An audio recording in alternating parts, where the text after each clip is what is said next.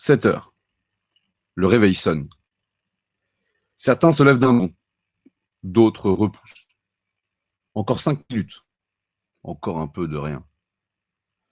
Le corps est encore lourd, mais le cerveau, lui, est déjà réveillé. Il a commencé avant vous. Pendant que vous dormiez, il a trié, réparé, consolidé. Consolider les souvenirs de la journée.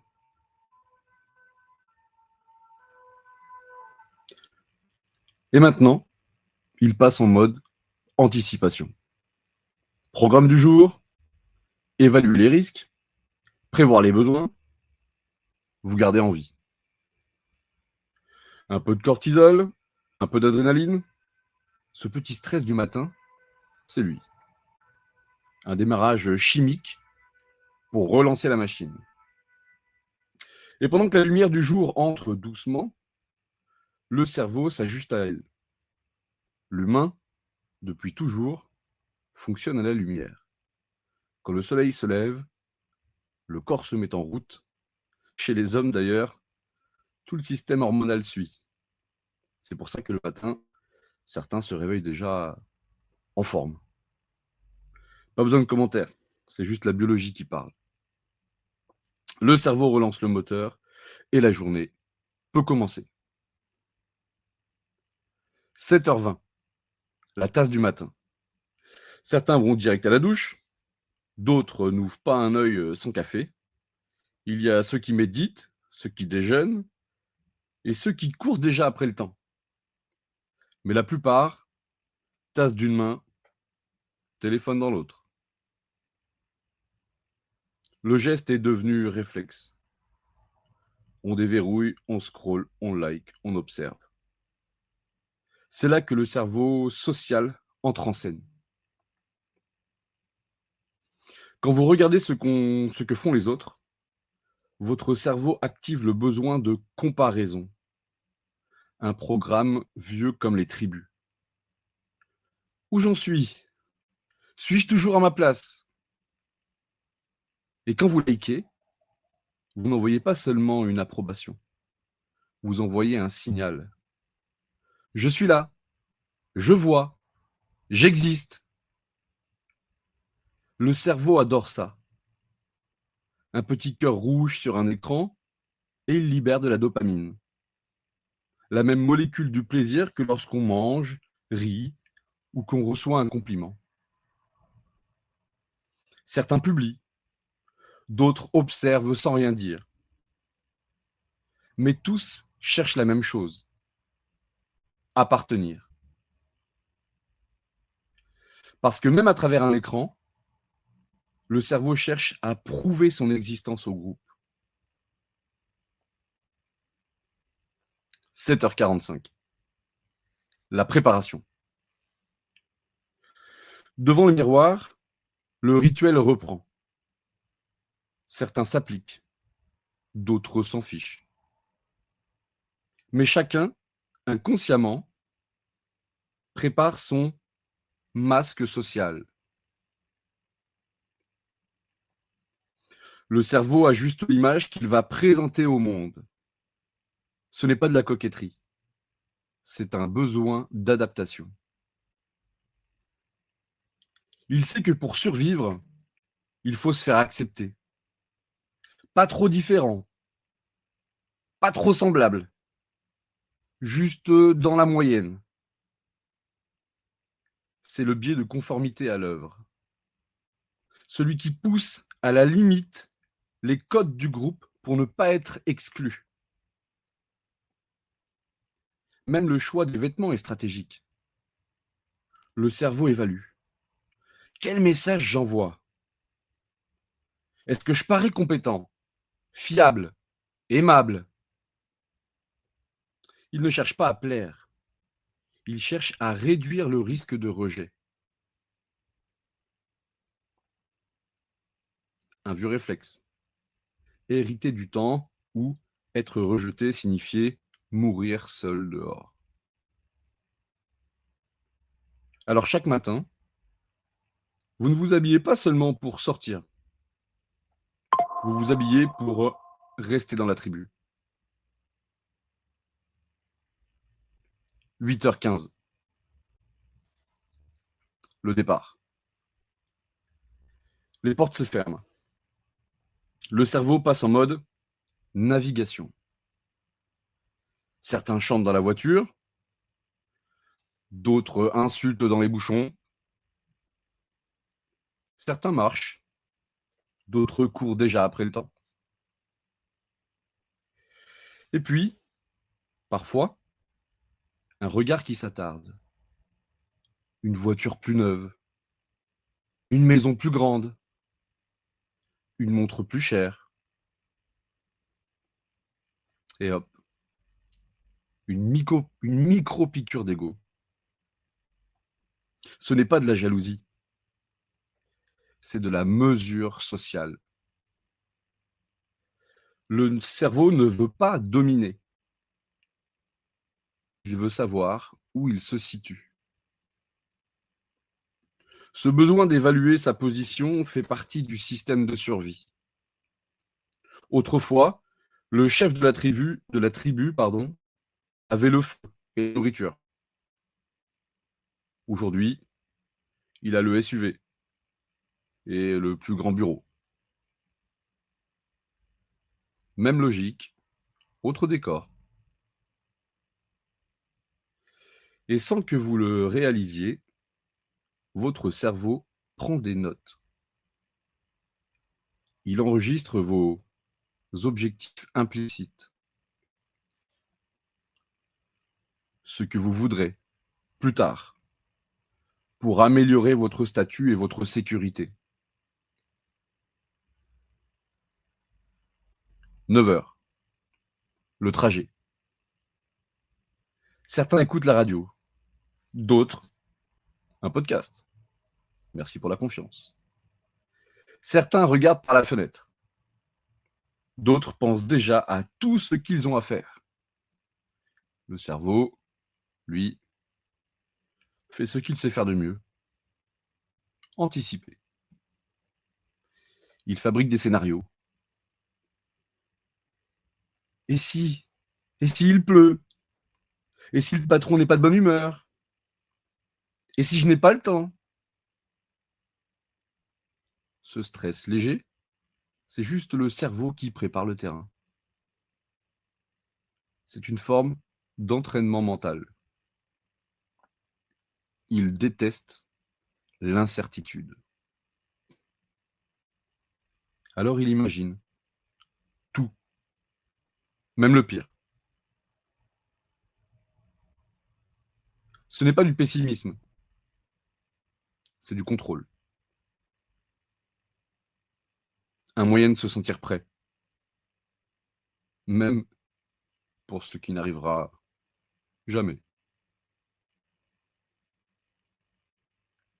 9h30.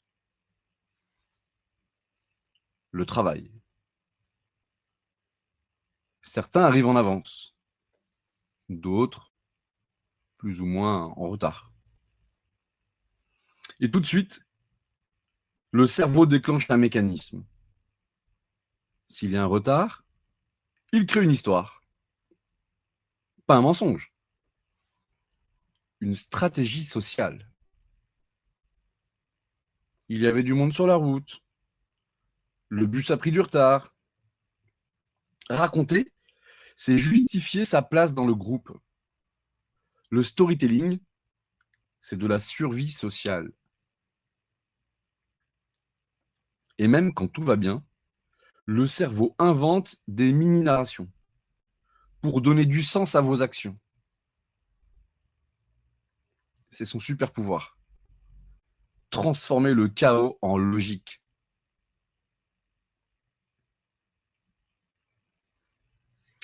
10h30. La réunion. Quelqu'un parle. Vous pensez le contraire, mais vous vous taisez. Ou pire, vous dites oui. Pas par faiblesse. Non, non. Par instinct. Le cerveau fait ses calculs. Le coût du conflit contre le bénéfice de la franchise. Alors il choisit la paix. Le lien avant la raison. Le sourire avant l'attention. C'est vieux comme le monde. Le besoin d'appartenance avant tout. Mais attention, à force de tout lisser, le cerveau fatigue. Parce qu'à chaque non avalé, il garde l'attention quelque part. Et souvent, elle ressort ailleurs. C'est aussi ça, le prix du lien social.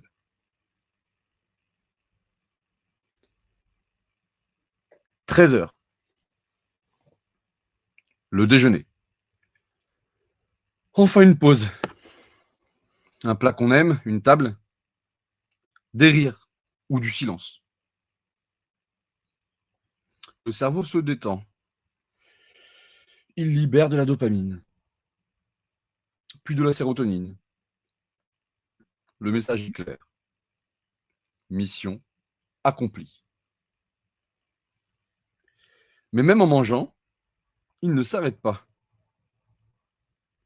Il guette le regard des autres, le ton d'une phrase, la posture. Parce qu'en groupe, le repas n'est pas qu'un moment de plaisir. C'est un rituel social. Un rappel. Tu fais partie de la meute. Et pour ceux qui mangent seuls, le cerveau active un autre programme, l'observation. Il pense, il refait le film, il projette. Toujours dans l'idée de se préparer pour la suite. 15h. Le coup de mou. Le sucre descend, la tension baisse, et le cerveau cherche une issue. On peut dire que c'est l'heure de la sieste. Certains prennent un café, d'autres vérifient leur téléphone, du réflexe. D'autres encore s'inventent une excuse pour marcher un peu. Le besoin est simple. Relancer le plaisir ou le mouvement. Et quand une notification tombe, le cerveau saute dessus. Une photo, une réussite, quelqu'un qui réussit mieux. Et là, le coup d'aiguille, la comparaison. C'est le biais de comparaison sociale, mais aussi un moteur d'évolution. Le cerveau observe, s'inspire, se motive. Mais parfois, il dérape. Il se dévalorise. Parce que ce qu'il voit, ce n'est pas la vérité. C'est un résumé des meilleurs moments des autres. Et il oublie que lui aussi, il a ses propres sommets. 18h. Le retour. La tête pleine, le corps fatigué, le cerveau passe en mode bilan. Ai-je bien fait? Ai-je déçu? Ai-je tenu bon? Ces questions, c'est lui, le besoin d'évaluation. Mais pas pour vous juger, pour s'ajuster. Mieux recommencer demain. Et quand arrive enfin la preuve du travail accompli, le salaire, la petite tape sur le dos, ou juste le fait d'avoir survécu à la journée. Le cerveau relâche.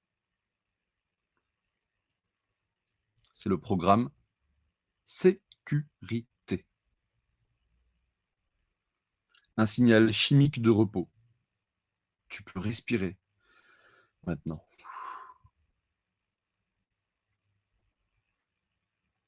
20h. Le lien. Un message, un appel, une voix familière. Et immédiatement, le cerveau s'apaise. L'ocytocine arrive. L'hormone du lien. Celle qui murmure « Tu n'es pas seul ». Certains sortent, d'autres restent, mais discutent en ligne. Peu importe le moyen. Ce qui compte, c'est la connexion.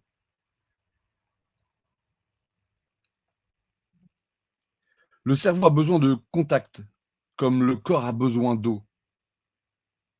Il s'éteint lentement sans ça.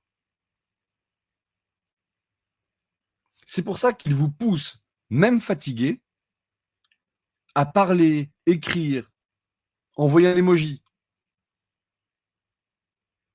C'est sa manière de vous garder vivant.